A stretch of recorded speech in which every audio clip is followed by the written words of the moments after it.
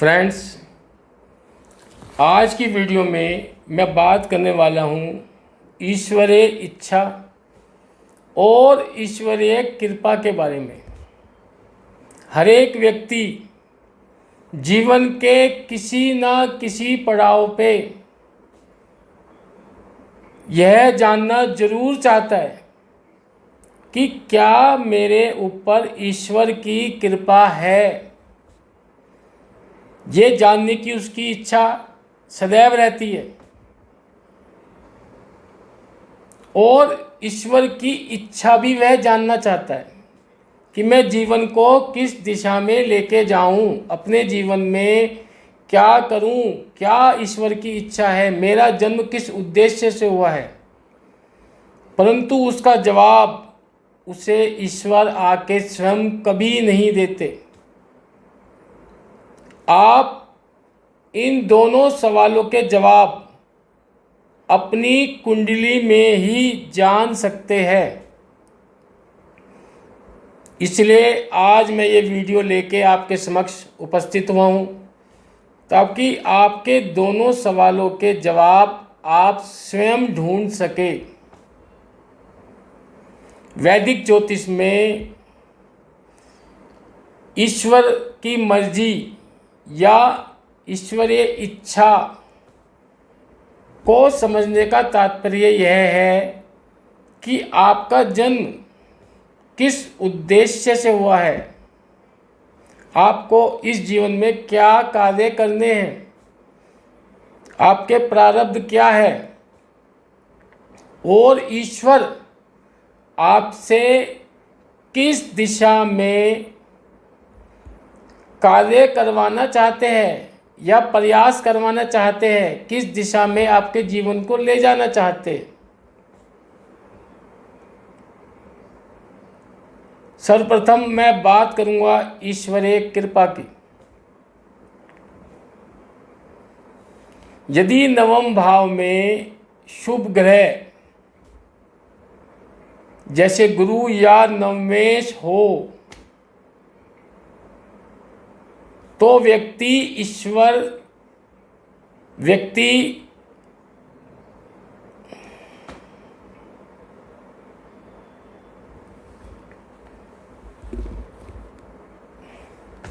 Friends नमस्कार। आज की वीडियो में मैं बात करने वाला हूँ ईश्वरीय इच्छा की और ईश्वरीय कृपा की। हर व्यक्ति के मन में यह सवाल जीवन के किसी न किसी पड़ाव पे जरूर आता है कि मुझ पर क्या ईश्वर की कृपा है या नहीं, और वह यह भी जानना चाहता है कि मेरा जीवन किस उद्देश्य से हुआ है, ईश्वर की क्या इच्छा है, मैं किस दिशा में अपने जीवन को गति प्रदान करूं। वह ईश्वर से सवाल करता है परंतु उसका जवाब ईश्वर स्वयं आकर कभी नहीं देते। आज इस वीडियो में मैं इन्हीं दोनों सवाल का जवाब लेके आपके समक्ष उपस्थित हुआ हूँ कि किस प्रकार आप अपनी कुंडली से यह जान सकते हैं कि ईश्वर की इच्छा क्या है और आप पर ईश्वर की कृपा है या नहीं।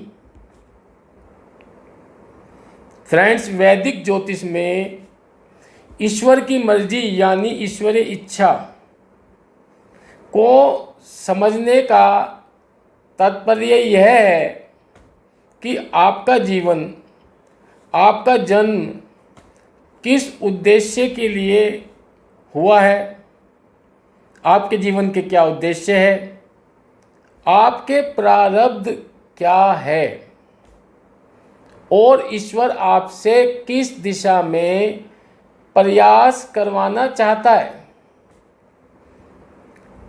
सर्वप्रथम मैं बात करूंगा नवम भाव की। इसे भाग्य भाव के साथ साथ धर्म भाव भी कहा जाता है। यह आपकी कुंडली में ईश्वरीय कृपा का मुख्य सूचक है। यदि नवम भाव में शुभ ग्रह जैसे गुरु बैठे हुए हैं या आपका नवमेश नवम भाव का स्वामी मजबूत अवस्था में है, तो आप भाग्य और धर्म के क्षेत्र में काफ़ी उच्च स्तर पे होता है आपका जीवन। भाग्य का आपको भरपूर साथ मिलता है और आप धार्मिक कार्य करते हो, तो आप ये मान के चलो कि आपके ऊपर ईश्वर की कृपा है, तभी वह आपसे आपके जीवन में अच्छे कार्य करवा रहे हैं और बिना किसी कष्ट के आपको सुख प्राप्त करने का अवसर दे रहे हैं, क्योंकि भाग्यवश आपको काफ़ी जीवन के सुख प्राप्त हो जाते हैं। तो ये भी एक ईश्वर की कृपा ही मानी जाएगी। व्यक्ति पर ईश्वर विशेष आशीर्वाद देते हैं यदि आपका नवम भाव मजबूत है। उसे गुरु नवम भाव का स्वामी होकर, जैसे गुरु नवम भाव का स्वामी होकर कर्क राशि में बैठा हो, उच्च का होकर के, तो ये भी एक ईश्वरीय कृपा है कि नवमेश आपका उच्च भाव में बैठा हुआ है। भाग्य का धर्म का आपको पूरा साथ मिल रहा है।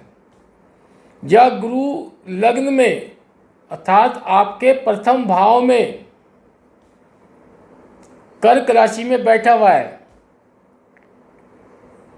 अर्थात आपके प्रथम भाव में 4 लिखा हुआ है और गुरु आपके प्रथम भाव में बैठा हुआ है। प्रथम भाव में गुरु आपके उच्च का होकर बैठा हुआ है लग्न में, तो यह एक अत्यंत दुर्लभ शुभ और ईश्वरीय कृपा का प्रत्यक्ष प्रतीक माना जाता है, क्योंकि यह आपके लग्न में हंस योग का निर्माण करता है। इससे आपके जीवन में उच्च विचार, पवित्र आचरण, ज्ञान और समाज में आपको आदर की प्राप्ति होती है, मान सम्मान प्राप्त होता है। या यदि भाग्येश आपके नवम भाव का स्वामी लग्न में ही बैठ जाए, तो ये भी ईश्वर की कृपा मान के चले। यहाँ भाग्येश स्वयं उठकर प्रथम भाव में यानी आपके व्यक्तित्व, शरीर और आत्मा के भाव में बैठ जाता है, तो इसका अर्थ है कि भाग्य और ईश्वरीय कृपा स्वयं आपका अनुसरण कर रही है। इसी प्रकार पंचम भाव और पंचमेश का मजबूत होना, ये भी ईश्वरीय कृपा है, क्योंकि यदि किसी भी व्यक्ति के संतान को कोई कष्ट होता है, तो जीवन में चाहे उसे सब चीज़ की प्राप्ति है, हर सुख सुविधा है, सब कुछ है, यदि उसकी संतान को कष्ट होता है तो व्यक्ति बहुत अधिक कष्ट का अनुभव करता है। यदि उसकी संतान सुख में है, भाग्यशाली, अच्छा जीवन जी रही है, तो वह भीतर से भी बहुत खुशी महसूस करता है। सच्ची खुशी अपनी कामयाबी से ज़्यादा अपनी संतान की कामयाबी में होती है। जो पंचम भाव है, ये हमारा संतान का भाव है। हमारे पूर्व जन्मों के अच्छे कर्मों का फल हम पंचम भाव से देख सकते हैं। यदि हमारा पंचम भाव मजबूत है, पंचमेश हमारा मजबूत है, तो ये मान के चले कि ईश्वर की भरपूर कृपा हमारे ऊपर है। अब मैं बात करूंगा ईश्वरीय इच्छा की। हर किसी की कुंडली में एक ग्रह ऐसा होता है जो सबसे अधिक अंश पर होता है, उसे हम कहते हैं आत्मकारक ग्रह। यह ग्रह आपकी आत्मा की मूल इच्छा और ईश्वर द्वारा दिए गए मुख्य पाठ को दर्शाता है। उदाहरण के लिए, यदि सूर्य आपकी कुंडली में आत्मकारक ग्रह है, तो ईश्वर चाहते हैं कि आप अहंकार छोड़कर आम लोगों के प्रति अपने कर्तव्यों का ईमानदारी से निर्वाह करें, और आपके भीतर ईश्वर इतनी क्षमता, इतना सामर्थ्य, इतनी शक्ति देते हैं कि आप इन कार्यों को कर सकें। समाज में आपकी ऐसी पोजीशन होती है कि आप यदि चाहें तो बहुत से लोगों का जीवन राह पे ला सकते हैं, पटरी पे ला सकते हैं। और यदि शनि आपका आत्मकारक ग्रह है, तो ईश्वर चाहते हैं कि आप अनुशासन और मेहनत और सेवा भाव सीखें, आप न्यायप्रिय रहे, अपने अधीनस्थ कर्मचारियों का या अपने से गरीब व्यक्तियों का, कमज़ोर व्यक्तियों का आप अपने जीवन में साथ दें, उन पे दया भाव रखें। और ईश्वर का जो समय चक्र है, जिसे हम विंशोत्तरी दशा कहते हैं, वो भी ईश्वरीय इच्छा को आपके समक्ष रखता है। आपको सिर्फ उसे समझना है। आप वर्तमान में किस ग्रह की महादशा से गुजर रहे हैं, उससे यह पता चलता है कि ईश्वर इस समय आपसे क्या करवाना चाहते हैं। जैसे शनि की दशा में ईश्वर आपसे धैर्य रखना और कड़ी मेहनत करना और न्यायप्रिय रहना, अनुशासित रहना, ये ईश्वर की इच्छा होती है। आपको अपना जीवन इसी दिशा में आगे बढ़ाना चाहिए। शनि की दशा या महादशा चल रही है और आप अपना धैर्य खो बैठे हैं, मेहनत करना छोड़ दिया है, न्याय से दूर दूर तक आपका कोई वास्ता नहीं है, अनुशासन को आपने त्याग दिया है, तो ये मान के चले कि आप ईश्वर की इच्छा के विरुद्ध चल रहे हैं। अब बात करेंगे बृहस्पति की दशा की। बृहस्पति की दशा में ईश्वर आपसे चाहते हैं कि आप ज्ञान और धर्म की ओर जाए। वह आपसे धार्मिक कार्य करवाना चाहते हैं और चाहते हैं कि आप ज्ञान प्राप्त करें, अपने ज्ञान में वृद्धि करें और समाज को एक दिशा दे, अच्छी एडवाइस करे। जो लोग आपके पास सलाह लेने आए, उनको गाइडेंस देने की क्षमता आपके भीतर हो और आप उनके जीवन को सही दिशा प्रदान कर सके। यही ईश्वरीय इच्छा है। और केतु की दशा में वैराग्य या अध्यात्म से जोड़ते,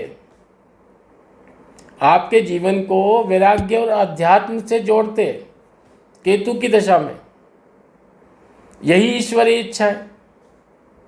आप उसी क्षेत्र में आगे बढ़े।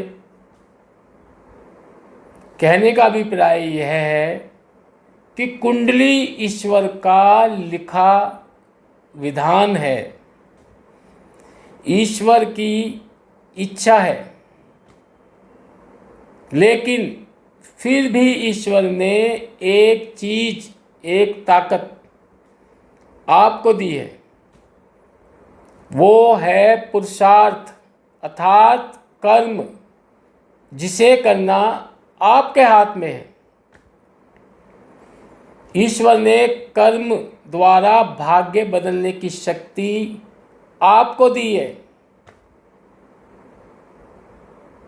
ज्योतिष का उद्देश्य केवल यह समझना है कि हवा किस दिशा में बह रही है, ताकि आप उसी दिशा में अपने जीवन की नाव खेकर ईश्वर की इच्छा अनुसार अपना जीवन जी सके।